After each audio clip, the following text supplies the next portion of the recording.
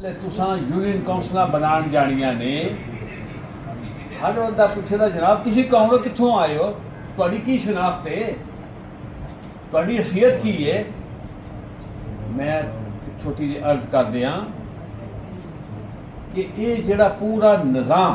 जिहड़ा असीं सारे हिस्सा हाँ ये कदों बनिया किवें बनिया और किसी के दिमाग विच ये कद क्यों आया। 9-10 अप्रैल 2022 ਨੂੰ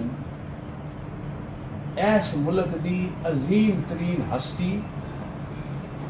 और पिछले 300 साल दे विच मुसलमानों उस लेवल तक कोई कदावर लीडर नहीं होया जिहड़ा ना इमरान खान है। जो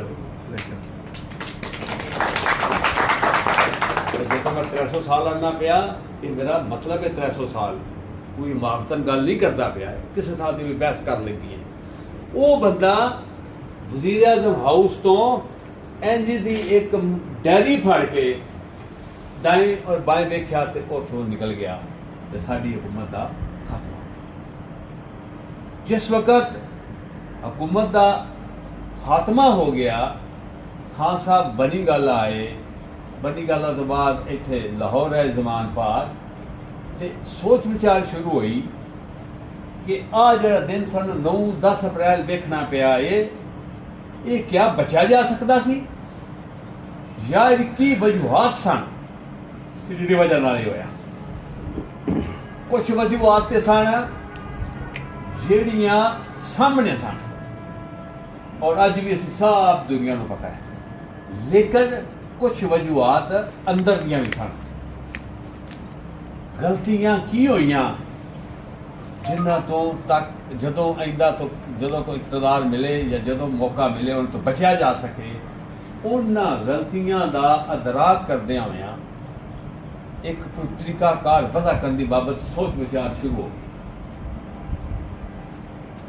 ये जो सोच विचार शुरू हुई पहली चीज़ ये तय कर लीए कि इमरान खान ना तो देवता है ना ही गलतियां तो मुबर्रा इंसान है वो साढ़े तुहाडे अगर ही एक बड़ा इंतहाई अला पायदा इंसान जरूर है लेकिन गलतियां सवाए पैगंबरां तो या पैगंबरां दी खानदान दे कुछ चंद अस्तियां तो अलावा बाकी से सारे मजमूए गलतियां लिहाजा वो गलतियां का जिसे अदराक किया गया तो पता ये लगा कि अगर पार्टी का तंजीमी ढांचा जमीन पर मौजूद होता जो अज असी बनाने की कोशिश कर रहे हैं और सेंट्रल पंजाब बनाने की मेरी जिम्मेदारी है अगर वो